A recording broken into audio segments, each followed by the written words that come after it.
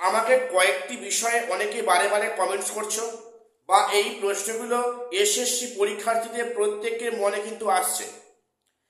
তো সেগুলো হচ্ছে যে নবম দশমে যে ভেরিফিকেশান লিস্ট প্রকাশিত হয়েছে সেখানে সম্ভাব্য ভেরিফিকেশান প্রক্রিয়া কবে নাগাদ শুরু হতে পারে এবং ইন্টারভিউ কবে শুরু হবে। পাশাপাশি একাদশ দ্বাদশ যে অনেকগুলো সাবজেক্টে অলরেডি ইন্টারভিউ প্রক্রিয়া হয়ে গেছে, সেখানে ফাইনাল মেরিট লিস্ট কবে আসবে বা সেখানে কাউন্সেলিং কবে শুরু হবে, এবং সুপ্রিম কোর্টে যে কমিশন গিয়ে হাজির হয়েছে ডেট এক্সটেনশনের জন্য, সেখানে গত লাস্ট অবধি কি আপডেট উঠে আসছে থাকছে সেসব নিয়ে বিস্তারিত আলোচনায়। Welcome to my channel e learning with Arnab sir. চ্যানেলটিকে প্রত্যেকে সাবস্ক্রাইব করে রাখবে এরকম গুরুত্বপূর্ণ খবরাখবর বা আপডেট সবার আগে পাওয়ার জন্য। প্রথম বলি, তোমরা জানো যে গত কয়েকদিন আগেই নবম দশমের ভেরিফিকেশান লিস্ট প্রকাশিত হয়েছে এবং সেখানে যেটা জানা যাচ্ছে যে ভেরিফিকেশান প্রক্রিয়া কবে থেকে শুরু হচ্ছে। দেখো, আমি তোমাদের সামনে কিছু আপডেট নিয়ে আসছি। এগুলো ডাইরেক্ট কমিশন কোথাও প্রকাশ করেনি, কিন্তু কমিশন সুপ্রিম কোর্টে যে আবদার নিয়ে ডেট এক্সটেনশন করতে যাচ্ছে সেখানে সেখানে তারা কোন কোন বিষয়গুলো উল্লেখ করছে কোর্টের সামনে, তার ভিত্তিতে আমি সেখান থেকে আমি তোমাদের মানে তথ্যগুলো দেবো আজকে। প্রথম বলি, নবম দশমের ভেরিফিকেশান শুরু হচ্ছে 26শে ডিসেম্বর থেকে। আমি আবারও বলছি, এটা কমিশন কোথাও উল্লেখ করেনি, কিন্তু কমিশন এই কথাটি সুপ্রিম কোর্টে প্রকাশ করবে আগামী কয়েকদিনের মধ্যে ডেট এক্সটেন্ড করার জন্য। 26শে ডিসেম্বর ভেরিফিকেশান শুরু হচ্ছে ক্লাস 9 এবং 10, এবং সেক্ষেত্রে ইন্টারভিউ হবে তারপরে।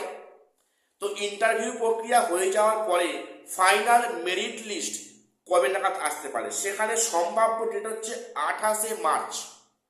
28শে মার্চ তারিখে মোটামুটি ফাইনাল মেরিট লিস্ট প্রকাশিত হবে এবং 30 মার্চ অর্থাৎ 30শে মার্চ ফার্স্ট কাউন্সেলিং হওয়ার সম্ভাবনা আছে, এবং সেক্ষেত্রে 31শে মার্চ নিয়োগপত্র প্রদান করবে মধ্যশিক্ষা পর্ষদ।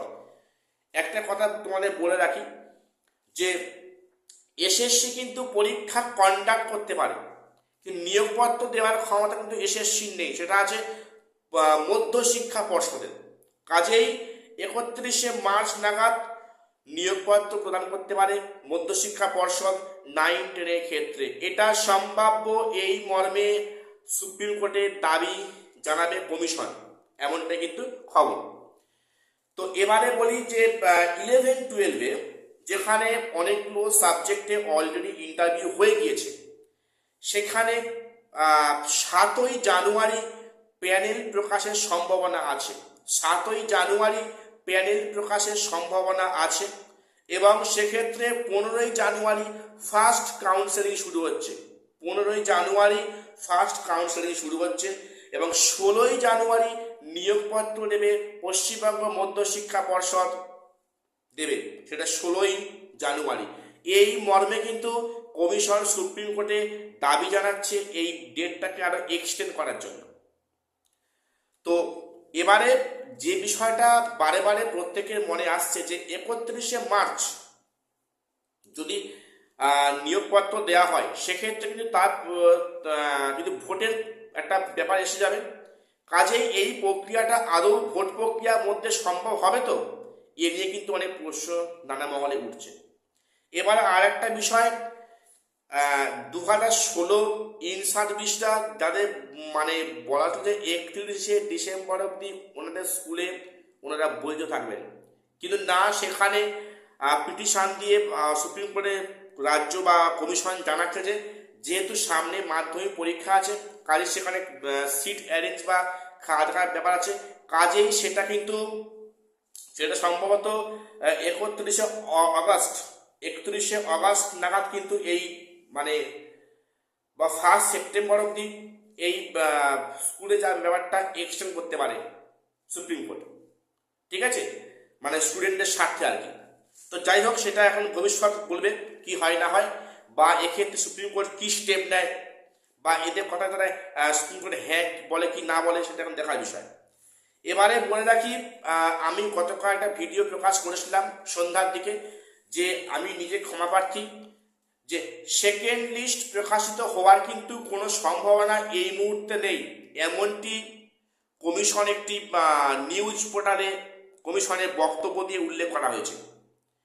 তো সেখানে বলা হয়েছে যে নবম, দশম এবং একাদশ, দ্বাদশের নতুন করে সেকেন্ড লিস্ট প্রকাশিত হবে না। সেক্ষেত্রে তার যুক্তি কি ছিল, যে যেহেতু ইন কল ফর ভেরিফাই যে রেশিও থাকা উচিত 1:1:1.6, তার বেশি রেশিওতে ডাকা হয়েছে।